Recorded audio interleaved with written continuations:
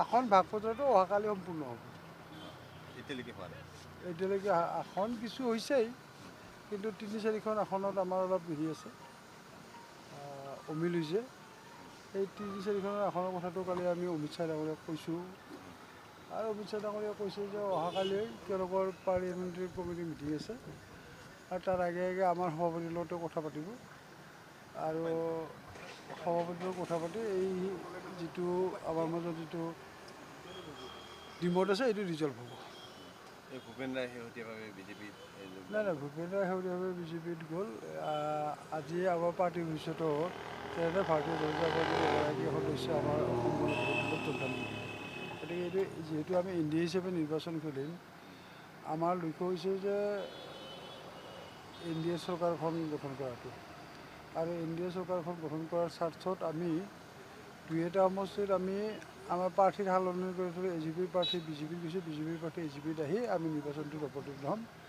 আজি যেনেকৈ অভয়াপুৰী সমষ্টিৰ কাৰণে ভূপেনে ভাৰতীয় জনতা পাৰ্টীত যোগদান কৰিলে, আজি হয়তো আমাৰ দলৰ কাৰ্যালয়ত, মুখ্য কাৰ্যালয়ত তেনেধৰণে এগৰাকী কংগ্ৰেছ সদস্য আমাৰ অসম গণ পৰিষদ দলত যোগদান কৰিব, আৰু অসম গণ পৰিষদত যোগদান কৰাৰ পিছত সেইগৰাকী সদস্য আমাৰ এটা সমষ্টিৰ প্ৰাৰ্থী হ'ব।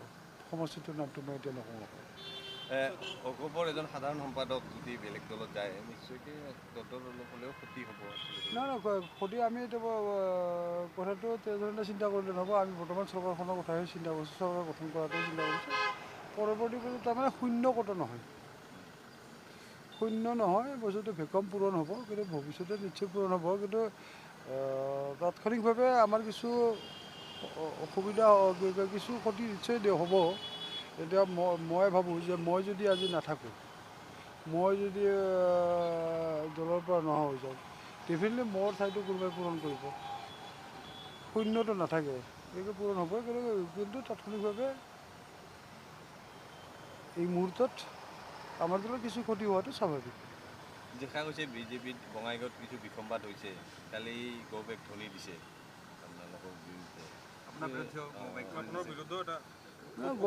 গৌবেক ধনি দিছে, এইটো বস্তুটো তেওঁলোকৰ ক্ষোভ নিশ্চয় আছে। তেওঁলোকৰ ভাবিছিল যে তেওঁলোকে এটা ৰাজনৈতিক দল, তেওঁলোকে ইমান দিনে কাম কাজ কৰিছে, তেওঁলোকৰ পৰাই প্ৰাৰ্থী এজন হোৱাটো তেওঁলোকে বিচাৰিছিল, কিন্তু হাইকমাণ্ডে তেওঁলোকৰ হয়তো এইটো হৈছে যে তেওঁলোকৰ প্ৰাৰ্থীসকলতকৈ ভূপেন ৰায় বেছি উপযুক্ত প্ৰাৰ্থী বুলি তেওঁলোকে হাইকমাণ্ডে বিবেচনা কৰিছে, সেইকাৰণে তেওঁক লৈ গৈছে।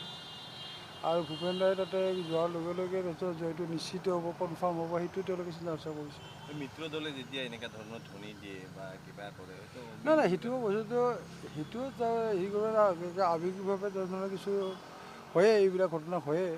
এইটো তাৰমানে বেয়া পাব লগা বা চিন্তা কৰিবলগীয়া কথা নহয়। এইটো পিছত নিশ্চয় প্ৰাৰ্থী ঘোষণাৰ পিছতেই মুৰ্দাবাদ ধনি হয়, জ্বলোৱা জ্বলি হয়, দলীয় দলি হয়, কিন্তু পিছতো এইবিলাক চব মীমাংসা হৈ যায়, মিলা মিছা হৈ যায় নহয়। এতিয়া মই ভাবোঁ যে ভূপেন ৰায় আজি ভাৰতীয় জনতা পাৰ্টীত যোগদান কৰিছে, গতিকে ভূপেন ৰায় নিশ্চিতভাৱে তেওঁ দলৰ যিসকল ভাৰতীয় জনতা পাৰ্টীৰ যিসকল কৰ্মকৰ্তা আছে তেওঁলোকৰ লগত যোগাযোগ কৰি তেওঁ নিশ্চয় নিৰ্বাচনটোৰ পৰিচালনা ভাৰতীয় জনতা পাৰ্টীৰ কৰ্মীসকলে নিশ্চয়কৈ কৰিব।